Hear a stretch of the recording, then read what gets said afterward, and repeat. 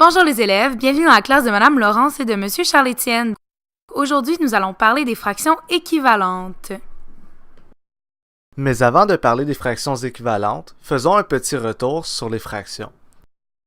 Donc, nous avons juste ici une appétissante pizza où je vais manger une pointe de cette pizza. Donc, on l'enlève et cela équivaut à un morceau de pizza mangé sur 4. On pourrait aussi dire un quart. Le 1 représente le numérateur et le 4 représente le dénominateur. Un quart. Le dénominateur représente toujours le tout, donc le total, et le numérateur représente la partie. Maintenant, nous allons pouvoir aborder les fractions équivalentes. Devant nous, nous avons deux pizzas. La première a 2 de ces 4 morceaux coloriés en vert, ce qui en fait le 2 quarts, et la deuxième pizza a 3 de ces 6 morceaux coloriés en vert, ce qui en fait 3 sixièmes. Vous avez sûrement remarqué que pour les deux pizzas, la moitié des pointes sont coloriées.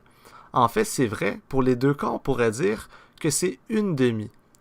Une demi, 2 quarts et 3 sixièmes sont des fractions équivalentes, donc elles sont égales et veulent dire la même chose. Quand deux fractions sont équivalentes, il est toujours possible de passer d'une fraction à l'autre en multipliant le dénominateur et le numérateur par le même nombre. Par exemple, dans ce cas-ci, il est possible de passer d'une demi à 2 quarts en multipliant par 2 le dénominateur et le numérateur. De la même façon, il est possible de passer de 2 quarts à une demi en divisant par 2, encore une fois, le numérateur et le dénominateur. Pour 3 sixièmes, c'est la même chose, c'est juste que cette fois-ci, on va multiplier ou diviser par 3. Maintenant, prenons ça en pratique. Si on part avec 6 huitièmes et qu'on essaie de trouver une fraction équivalente, on sait qu'on doit prendre le numérateur et le dénominateur et soit le multiplier ou le diviser par un même nombre. Dans ce cas-ci, je vois que je serais capable de diviser par 2 les deux. Si je divise par 2, 6, j'obtiens 3. Et si je divise par 2, 8, j'obtiens 4. Donc, je peux savoir que 3 quarts, c'est une fraction équivalente à 6 huitièmes. On peut refaire le même processus pour trouver une autre fraction qui est équivalente et à 6 huitièmes et à 3 quarts. Dans ce cas-là, je pourrais multiplier par 4 le numérateur et le dénominateur. Ça pourrait être n'importe quel nombre, mais j'ai décidé que ça serait par 4. Donc, 3 fois 4, ça donne 12, et 4 fois 4, ça donne 16.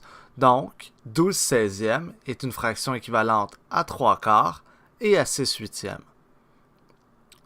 Comme 6 huitièmes, 3 quarts et 12 seizièmes sont des fractions équivalentes, il est possible aussi de passer de 12 seizièmes à 6 huitièmes. Dans ce cas-là, il suffit de diviser par 2 le numérateur et le dénominateur, et on revient à 6 huitièmes. Cette vidéo a été réalisée dans le cadre du cours PPA 3111 à l'Université de Montréal à l'automne 2018.